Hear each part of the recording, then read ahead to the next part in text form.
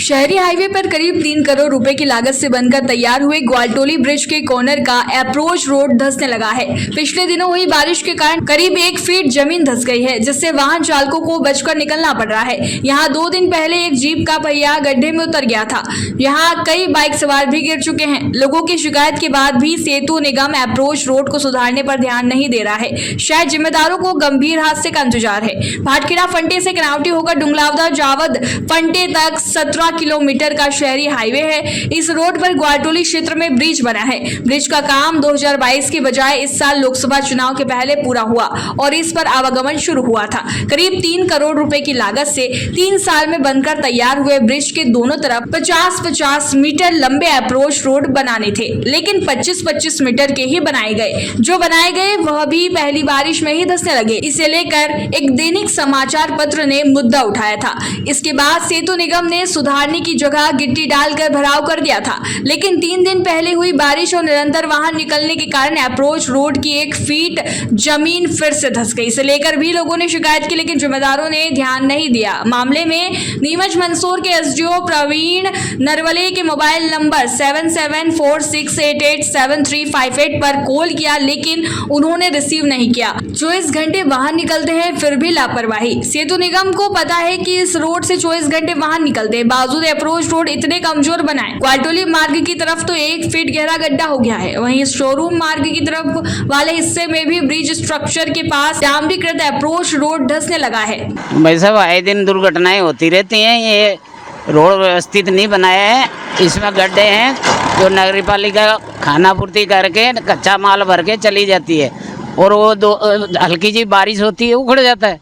इसलिए आए दिन यहाँ दुर्घटनाएं होती रहती हैं, तो कोई नगर पालिका वगैरह कोई ध्यान नहीं दे रहा। अब भविष्य में क्या होगा, कोई और बड़ी दुर्घटना हो जाएगी, इसलिए हम तो बोल रहे हैं नगर पालिका इस पर तुरंत ध्यान दे और इसको बस। पहले तो एक बात बता दूँ, ये नगर पालिका के अंदर नहीं आती और ये जो पुलिया जो ग्वालटोली और शहर से जोड़ने वाली जो एक पुलिया है, ये बड़ी पुलिया जो काफ़ी बरसों पुरानी है और ये यूँ कहें कि अंग्रेज़ों के समय की पुलिया है, जो विगत 2-3 साल पहले इसको बनाने के लिए सेतु विभाग द्वारा जो बनाई गई। इसमें 3 साल पूर्व जो ठेका दिया गया था अग्रवाल कंस्ट्रक्शन कंपनी के जो गुजरात की थी, उन्होंने इसको बनाने का कार्य किया। चूँकि 2 साल तक इन्होंने उसका निर्माण पूरा नहीं किया, तब हमारे जिला कलेक्टर के जो हमारे एसडीएम मैडम हैं, उन्होंने उनके ऊपर कार्रवाई करी। उसके बाद उनको ब्लैक लिस्ट किया गया था।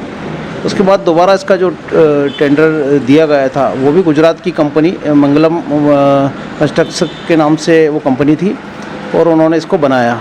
अब चूँकि आपने देखा इतने 2-3 साल लग गए इस पुलिया को बनने के लिए, इससे शहरवासियों सहित आसपास की जितने भी जो क्षेत्र है जहाँ आवागमन इनका आना जाना होता, काफ़ी लोगों को दिक्कतों का सामना करना पड़ा और वो इधर से घूमकर बाईपास अपना विश्राम गृह से होते हुए फिर जाते थे, क्योंकि उनको काफ़ी वैसे ही लंबा इंतज़ार करना पड़ा।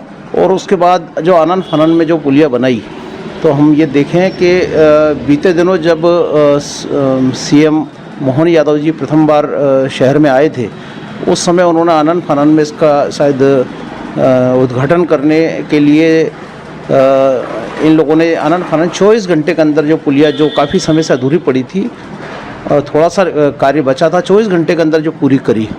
अभी पहली बारिश में हम देखें कि वो 2 बार धंस गई और पुलिया के अंदर, पुलिया के यहाँ साइड में यहाँ से 2 बार इतनी मतलब गड्ढा पड़ गया, उसको धंस गई। तो वहाँ के अधिकारियों ने आके इसको एक बार, प्रथम बार तो रिपेयरिंग करी, फिर दूसरी बार वापस धंस गई। तो अभी मतलब इससे ही अंदाज़ा लगा जा सकता है कि भाई किस तरह इसमें भ्रष्टाचार हुआ है इस पुलिया में। और मतलब बस रिपेयरिंग करते जाओ और चलाते जाओ। उन पर अधिकारियों जिसने ये बनाया है और ये घटिया निर्माण किया, उन पर कार्रवाई होना चाहिए। और मतलब इस तरह का ऐसा मतलब जनता के साथ में ऐसा नहीं होना चाहिए, क्योंकि इससे तो पूर्व की जो पुलिया जो बनी हुई थी वही इतने बरसों साथ मतलब ये 50-1 साल तक भी वो पुलिया को कुछ नहीं बिगड़ा था जो, और ये तो अभी बनी और अभी जर्जर अवस्था में हो गई। तो ऐसा नहीं होना चाहिए। क्या रिपेयरिंग के नाम पर सिर्फ उसमें कच्चा मटेरियल डाल दिया गया है, इससे आप क्या कर रहे हैं? दो बार देखा मैंने भी, कल जाकर देखा तो वो उन्होंने रिपेयरिंग के नाम पर उन्होंने क्या गिट्टी वगैरह वो जो है ना उसको भरकर उसको प्रेस कर दिया गया है। और मुझे लगता है कि वापस अगर ऐसी तेज़ बारिश होगी तो नीचे से वापस पुलिया धंसेगी और इस तरह के हालात वापस होंगे।